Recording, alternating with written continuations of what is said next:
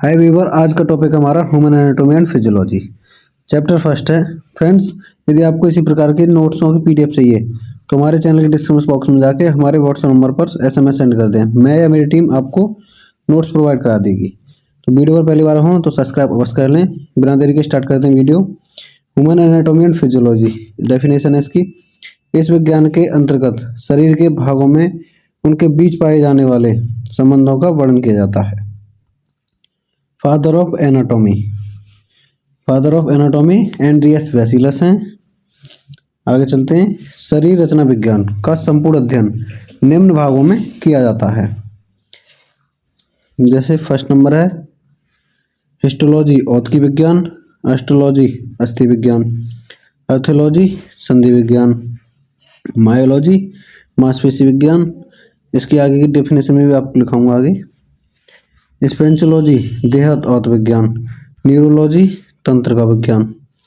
First है हमारे histology औत की विज्ञान, स्टडी ऑफ टिश्यू, इसमें हमारे टिश्यू होते हैं जो उन पर अध्ययन किया जाता है। सेकंड है हमारी एस्ट्रोलॉजी अस्थि विज्ञान, स्टडी ऑफ बोन, इसमें हमारे हड्डियों पर अध्ययन किया जाता है। नंबर थर्ड है आर्थियोलॉजी संधि विज्ञान, स्टडी ऑफ जॉइंट, इसमें हमारे हड्डियों के बीच में जो जॉइंट होता है उस पर अध्ययन किया जाता है। मायोलॉजी मांसपेशी विज्ञान, स्टडी ऑफ मसल्स, इसमें हमारे जो मसल्स होते हैं उन पर अध्ययन किया जाता है। आगे हैं स्पेंचोलॉजी, इसको मैं आपको डेफिनेशन समेत आगे भी बताऊंगा। स्पेंचोलॉजी देहत औत विज्ञान, स्टडी ऑफ वेस्केरा, इसमें हमारे वेस्केरा पर अध्ययन किया जाता है। न्यूरोलॉजी तंत्र का विज्ञान, study of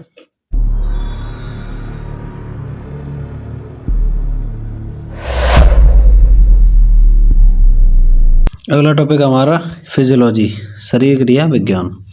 father of physiology William Harvey. Definition इसकी the branch of the biology that deals with the living things including function such as the metabolism, respiratory system और reproductive system, structure of organ। पहले हमारे atom बनते हैं, atom के बाद molecule, molecule से cell बनते हैं, सेलों से बनता है हमारा टिश्यू, टिश्यू से बनते हैं ऑर्गन सिस्टम, ऑर्गन सिस्टम से हमारा एक ऑर्गन बनता है।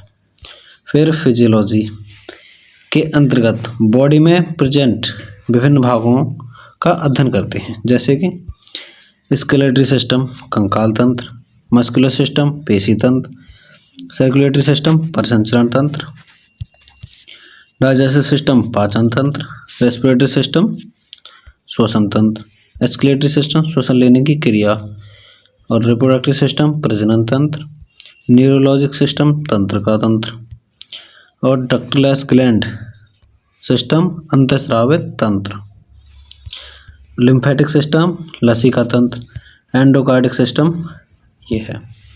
आगे चलते हैं स्केलेटरी सिस्टम कंकाल तंत्र। इसमें स्केलेटरी सिस्टम के अंतर्गत शरीर के कंकाल का अध्ययन किया जाता है। फ्रेंड्स, सबसे शॉर्ट तरीके से यही है। मस्कुलर सिस्टम पेशी तंत्र, मस्कुलर सिस्टम में शरीर की हड्डियों से जुड़ी हुई मांसपेशियों का अध्ययन किया जाता है मस्कुलर सिस्टम में। कार्डियोकोलोरिक सिस्टम परिसंचरण तंत्र, कार्डियोकोलोरिक सिस्टम परिसंचरण तंत्र, इस तंत्र के अंतर्गत रक्त तथा लसिका के परीक्षण का अध्ययन किया जाता है। ये ऑक्सीजन और CO2 का भोज्य पदार्थों का परिवहन किया जाता है इसमें। डाइजेस्टिव सिस्टम पाचन तंत्र, इस तंत्र के अंतर्गत भोज्य पदार्थों के निकलने तथा अवशोषण व अध्ययन किया जाता है। भोज्य पदार्थों को रक्त के माध्यम से शरीर के विभिन्न ऊतकों तक पहुंचाता है। रेस्पिरेटरी सिस्टम श्वसन तंत्र, इस तंत्र के अंतर्गत शरीर में O2 और CO2 ऑक्सीजन और कार्बन डाइऑक्साइड तथा अन्य विषाक्त पदार्थों का एक्सचेंज होता है। जैसे ऑक्सीजन जाती है, कार्बन डाइऑक्साइड अंदर से बाहर आती है, तथा उससे संबंधित अंगों, श्वास नली, फेफड़ों के कार्य का अध्ययन किया जाता है। फ्रेंड्स, आपको इसी प्रकार के नोट चाहिए तो हमारे टेलीग्राम चैनल को ज्वाइन कर लें, जिसका लिंक वीडियो के डिस्क्रिप्शन में है। एक्सक्रीटरी सिस्टम श्वास लेने की क्रिया, इस तंत्र के अंतर्गत शरीर द्वारा मल के पोषण का अध्ययन किया जाता है, जैसे गुर्दे, बड़ी आंत, त्वचा, फेफड़े। रेस्पिरेटरी सिस्टम, रिप्रोडक्टिव सिस्टम, प्रजनन तंत्र। इस तंत्र के अंतर्गत जीवन का एक वंश से दूसरे वंश में होने वाले उद्भव का अध्ययन किया जाता है, अंडाशय और गर्भाशय। न्यूरॉन सिस्टम, तंत्र का तंत्र। तंत्र का तंत्र हमारे शरीर का एक अत्यंत जटिल और महत्वपूर्ण प्रणाली है, जो शरीर के सभी अंगों और प्रणालियों को नियंत्रित और संभावित करती है। यह शरीर और मस्तिष्क के बीच संचार का माध्यम है। तंत्र का मुख्य कार्य बाहरी और आंतरिक वातावरण से सूचना प्राप्त करना और उसे संशोधित करना और उसके अनुसार प्रतिक्रिया करना है। डक्टलेस ग्लैंड सिस्टम, अंतःस्रावी तंत्र। शरीर में पाए जाने वाली अनेकों विहीन ग्रंथियों का तंत्र भी कहा जाता है।